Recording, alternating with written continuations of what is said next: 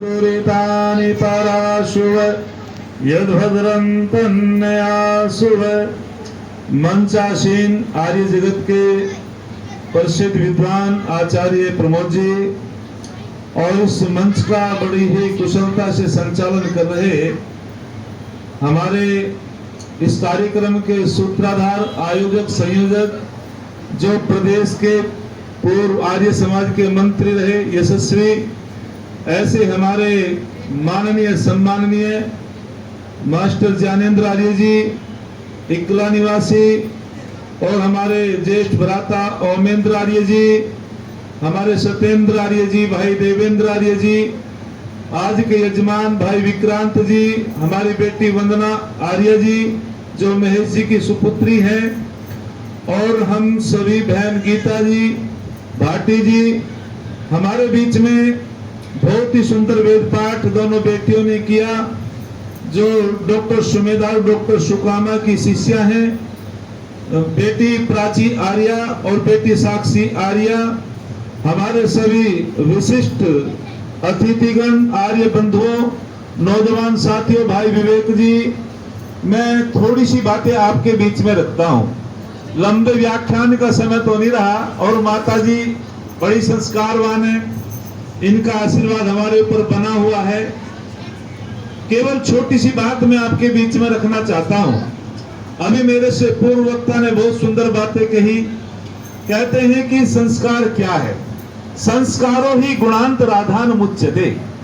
महर्षि चरक कहते हैं कि जो हमारे अंदर अवगुण है उनको निकाल, जो अपने अंदर के अवगुणों को निकाल दिया जाए और सद्गुणों का आधान किया जाए, उसका नाम संस्कार है। अर्थात जिससे मन पवित्र होता हो, आत्मा पवित्र होता हो और शरीर की शुद्धि होती हो, उसी का नाम बोलो संस्कार है। यदि सूर्य के अंदर प्रकाश ना हो, सूर्य का कोई महत्व नहीं। चंद्रमा के अंदर प्रकाश ना हो, चंद्रमा का कोई महत्व नहीं।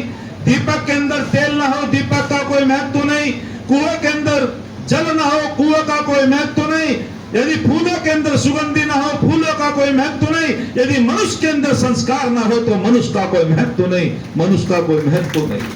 मनुष्य है तो वो संस्कारों से ही है। संस्कारों की बहुत बड़ी महत्ता होती है। अरे एक बेटी अपने घर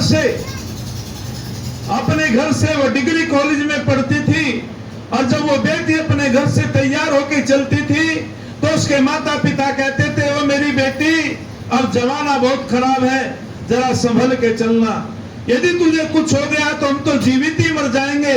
अरे जिस माता पिता के पास एक जवान बेटी होती है, युवती होती है, उसको बहुत चिंता होती है।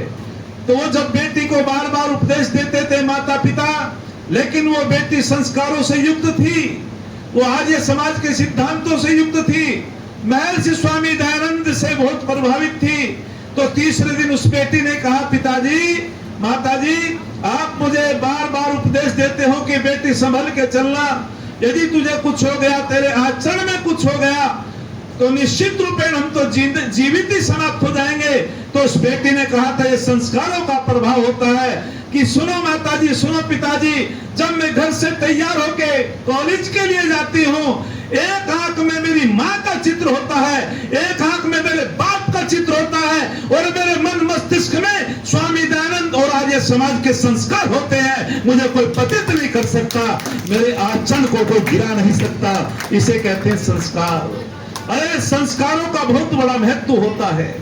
यहाँ संस्कारों की चर्चाएं आचार्य जी कर रहे थे। निश्चित रूपेण उपनयन संस्कार होता है, जो हमारे कथावाचकों ने कह दिया एक नारी के विषय में कि नारी जो है गायत्री मंत्र नहीं जप सकती, वेद नहीं पढ़ सकती और नारी को यज्ञ में बैठ करके आहुति देने का अधिकार नहीं है। अरे जब नारी को किसी ने पैर की जूती कह दिया, यहाँ नारी की संख्या अधिक है, मैं इसलिए बताना चाहता हूँ। कोई नारी को कहता तेरे अंदर आत्मा नहीं है, नारी को कोई कहता था नारी तस्य द्वारम, ऐसे जो है अपमान नारी का किया गया। लेकिन धन्यवाद करना चाहिए स्वामी दयानंद का। अरे उस ऋषि ने तुम्हारी किसी वकालत की? जब एक आपने पुस्तक पढ़ी होगी हमारी बेटियों ने, अष्टाध्यायी, जिसमें लगभग 4000 सूत्र हैं महर्षि पाणिनि द्वारा रचित, और उसका जो भाष्य किया काशी का नाम पुस्तक में, और जैनेन्द्र कुमार के पौराणिक विद्वान जैन संप्रदाय के मानने वाले, उन्होंने एक शब्द का भाष्य किया कि शोक का कारण क्या है, अर्थात कौन है दुखी। तो उन्होंने उसका गलत भाष्य किया और उन्होंने कह दिया कन्या शोक है, अर्थात जिस घर में कन्या जन्म लेती है वो दुख का कारण है, वो सुख का कारण है। जब तुम्हें पढ़ने का अधिकार नहीं था, यज्ञ में बैठने का अधिकार नहीं था, तुम्हें पैर की जूती कहते थे, और यदि कन्याओं का जन्म हो जाता था तो कहते थे दुख का कारण है, शोक का कारण है। जब ऋषि दयानंद आए, उन्होंने उस काशी का नाम की पुस्तक में पढ़ा और पढ़ करके देखा रे तो गलत अनर्थ क्या है, अवैधिक व्याख्या की है, तो तब स्वामी जी ने उसका भाष्य क्या, दयानंद का हमको धन्यवाद करना चाहिए, माता बहनों को विशेष धन्यवाद करना चाहिए। तो ऋषि दयानंद ने कहा था अरे कन्या शोक का कारण नहीं होती, बोले और कि शोक का कारण कन्या का जन्म नहीं होता, कन्या तो देवी होती है, कन्या तो वीरांगना होती है, कन्या तो पूजनीय होती है। अरे जिस घर में कन्या का जन्म होता है उस आंगन की शोभा होती है। जिस घर में कन्या का जन्म होता है निश्चित रूप में वही रक्षाबंधन जैसे, भैया दूज जैसे त्योहारों को मनाया जाता है। तो स्वामी दयानंद ने कहा था कि कन्या का जन्म शोक का कारण नहीं है। बोले और शोक का कारण क्या है, तो मेरे दयानंद ने कहा अविद्या शोका, अर्थात जो अविद्या में पड़े रहते हैं वो दुखी रहते हैं, वो शोक का कारण है। अविद्या नेत्री सर्वे कलेशानाम, समस्त कलेशों की यदि जननी है तो उसका नाम अविद्या है, समस्त दुखों की यदि जननी है उसका नाम अविद्या है। और जो अविद्या में पुरुष रहेगा वो भी दुखी रहेगा, नारी रहेगी वो भी दुखी रहेगी। तो स्वामी दयानंद ने प्रमाण दिया कि निश्चित रूपेण ये जो शोक का कारण है वो अविद्या है। अरे एक बार मैं आचार्य चाणक्य से पूछा कि विद्या क्या है, कामधेनु क्या है, तो कामधेनु नाम की गाय को हम सुनते रहते हैं, भाई कामधेनु नाम की गाय समस्त कामनाओं को पूर्ण कराती है, लेकिन देखी ना मैंने ना देखी तुमने, बता दो देखी हो तो, क्या ऐसी गाय कोई है जो समस्त कामनाओं को पूर्ण करा दे। तो जब आचार्य चाणक्य ने कहा था कामधेनु गुण विद्या है काले फलदायिनी, प्रवासे मातृसदर्शी विद्या गुप्त धन स्मृतम। कामधेनु वो कहते हैं आचार्य चाणक्य कि ऐसी तो कोई गाय नहीं हो सकती जो समस्त कामनाओं को पूर्ण करा दे। यदि कोई कामधेनु समस्त कामनाओं को पूर्ण कराने वाली वस्तु है तो उसका नाम विद्या है। जो विद्या को प्राप्त कर लेता है उसकी समस्त कामनाएं पूर्ण हो जाती है, उसकी समस्त मनोकामनाएं पूर्ण हो जाती है। और विद्या कैसा धन है, विद्या गुप्त धन है। जैसे माता अपने बच्चे की रक्षा करती है ऐसे ही विदेश में विद्या रक्षा करती है। विद्या को राजा छीन नहीं सकता, चोर चुरा नहीं सकता, भाई बंटवारा नहीं कर सकता। विद्या एक गुप्त धन है, विद्या पद पद पे रक्षा करती है। मैं अधिक न बोलते हुए इतना ही कहना चाहता हूं कि हमें संस्कारों की तरफ ध्यान देना चाहिए, अपने बालक बालिकाओं को गुरुकुल में पढ़ाना चाहिए। अरे जब गुरुकुल में बालिकाओं को पढ़ाते हैं, बालकों को पढ़ाते हैं, और जब उपनयन संस्कार होता है वो गुरु कहता है ओ मेरे बेटा, ओ मेरी बेटी, आज तू द्विज बनेगी, द्विज बनेगा। पहला जन्म तो तेरी माँ की कोख से हुआ है। जैसे तेरी माता ने तुझे गर्भ में रख करके तेरे अंग प्रत्यंगों से तुझे विकसित किया है, आज मैं भी तुझे अपने ज्ञान रूपी गर्भ में रख करके तुझे वेद के अंगों से, उपांगों से, शास्त्रों से पूर्ण विद्वान बना दूंगा। ना तुझे जाट बनाऊंगा, ना तुझे गुजर बनाऊंगा, ना तुझे अहीर बनाऊंगा तो पूर्ण आर्य बना दूंगा। और निश्चित रूपेण वो जब द्विज बन जाता है वो देश की उन्नति करता है, वो समाज की उन्नति करता है। अधिक न बोलते हुए मैं इतना ही कहना चाहता हूं कि हम सभी को वैदिक सिद्धांतों की तरफ आना चाहिए, गुरुकुल में अपने बच्चों को पढ़ाएं। एक उदाहरण मैं देख करके अपनी वाणी को विराम देता हूं। अरे जब वैदिक संस्कृति बड़ी महान होती है, हमारी संस्कृति पूरे विश्व को परिवार मानती है, और पाश्चात्य संस्कृति इस विश्व को बाजार मानती है। बाजार में व्यापार होता है और परिवार में प्यार होता है, परिवार में प्यार होता है। हमारी संस्कृति तो बड़ी उदार है। अरे जब हम अपनी बेटी जैसी दूसरी बेटी को मानते हैं वास्तविक कोई मानवता होती है। अरे हम अपने बच्चों को गुरुकुल में पढ़ा रहे हैं, लेकिन यदि किसी का गरीब बेटा बेटी है उसको गुरुकुल में पढ़ाओ, उसे आर्य कहते हैं, कोई मानवता होती है। जब गुरुकुल छोटीपुरा में हमारी बेटी और ये प्राची 7वीं में पढ़ रही थी, दीपावली का पर्व था।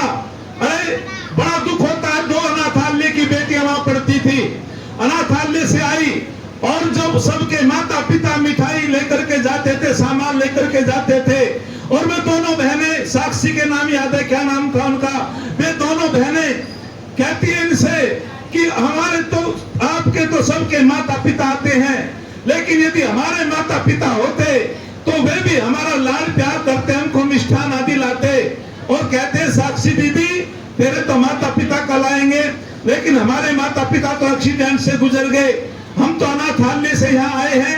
और जब हम सामान लेकर के गए, साक्षी ने उनको बुलवाया, दोनों बहनें हमारे पास आई, हमने की बेटी हम भी तेरे माता पिता हैं और आप इस प्रकार की बातें मत सोचना। मैंने साक्षी से कहा बेटी आधा सामान तेरा आधा इनका है, और यदि तुम्हें कोई सामान की जरूरत हो तो मैं ला करके दे दूंगा। दोनों बेटियों की आंखों में आंसू हैं और वे कहते नहीं पिताजी हमें कुछ नहीं चाहिए, भगवान किसी को गरीबी ना दे, भगवान किसी को गरीबी ना दे, और गरीबी दे तो लेकिन बदनसीबी ना दे। और जिन बच्चों के माता पिता नहीं होते हैं उन बालकों से पूछो माँ की क्या कीमत होती है, पिता की क्या कीमत होती है। और ये पिता धूप में जलता है, माँ चूल्हे पे जलती है, कहीं जाकर के संतान तब पलती है, संतान तब पलती है। माता पिता का इतना बड़ा उपकार होता है, जिनके माता पिता नहीं होते तो वे बेटियां रोने लगी। मैंने उनको खूब समझाया, मैं भी दर्वित हो गया।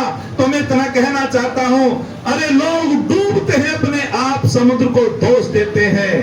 अरे लोग डूबते हैं अपने आप, समुद्र को दोष देते हैं, मंजिल न मिलने पर किस्मत को दोष देते हैं। अरे खुद तो संभल करके चलते नहीं, यदि लग जाए ठोकरे तो पत्थर को दोष देते हैं, यदि लग जाए ठोकरे तो पत्थर को दोष देते हैं। इति ओम सम। मैं तो लंबी रेस का घोड़ा हूं, लेकिन रुकना पड़ गया, गुरुजी आगे भाई, है नहीं। बहुत बहुत धन्यवाद गुरुजी का, परिवार का बहुत बहुत धन्यवाद। आप लोगों ने सुना, ये विचार नहीं थे, पीड़ा थी, हमें चिंतन करना चाहिए। ये कोई मनोरंजन नहीं है, बिल्कुल एक चिंतन का विषय है। हमें अपनी बेटियों को गुरुकुल में पढ़ाएं, दूसरे की बेटी को अपनी बेटी समझें, यही मानवता होती, यही धर्म होता है। बहुत बहुत धन्यवाद। और एक छंद कह करके स्वामी जी के लिए मैं अपनी वाणी को विराम दूंगा। जिस ऋषि दयानंद की बदौलत आज हम इस मंच पे बैठे हैं, ऋषि दयानंद ना होते तो आज इस मंच पे हम ना होते। प्रकाशवीर शास्त्री जी ने इंदिरा गांधी जी से पूछ लिया, वो प्रधानमंत्री है, तुम्हें प्रधानमंत्री किसने बनाया? बोले जनता ने बनाया। दूसरी बार फिर पूछा, तुम्हें प्रधानमंत्री किसने बनाया? बोले जनता ने बनाया। तीसरी बार फिर शास्त्री जी ने पूछा, इंदिरा गांधी समझ गई कि शास्त्री जी मेरे प्रश्नों से संतुष्ट नहीं, कि मैं बता तो रही हूं। तो तब प्रकाशवीर शास्त्री जी ने कहा था कि सुनो, जनता तो तब भी थी स्वामी दयानंद से पहले, पति की मृत्यु के बाद में नारियों को जबरदस्ती अग्निकुंड में जला दिया जाता था। जनता तो तब भी थी, तुम्हें पढ़ने का अधिकार नहीं था। जनता तो तब भी तुम्हें पैर की जूती कहते थे। मेरे दयानंद ने तो कहा था कि नारी पैर की जूती नहीं होती है, ये सर की पगड़ी होती है। जिस प्रकार से ब्रह्मा सृष्टि का निर्माण करता है, ठीक उसी प्रकार से नारी समाज का निर्माण करती है, समाज का निर्माण करती है। यत्र नार्यस्तु पूजन्ते रमन्ते तत्र देवता, जहाँ नारियों का सम्मान होता है वहां देवताओं का वास होता है। तो तब प्रकाशवीर शास्त्री ने कहा था, यदि तुम्हें प्रधानमंत्री तुम बनी हो, इसका श्रेय जाता है तो ऋषि दयानंद को जाता है। बेटी बचाओ बेटी पढ़ाओ का नारा स्वामी दयानंद ने लगाया था। यदि दयानंद ना होते तो तुम्हें प्रधानमंत्री कौन बनाता? अरे हम प्यादे थे, प्यादे कहते हैं सिपाहियों को। अरे हम प्यादे थे, वजीरों में गिने गए, हम फकीर थे, अमीरों में गिने गए। ऐ दयानंद तेरा सानिध्य क्या मिला? हम कांच के टुकड़े थे, हीरो में गिने गए, हम कांच के टुकड़े थे, हीरो में गिने गए। इति ओम सम। आप लोगों का धन्यवाद।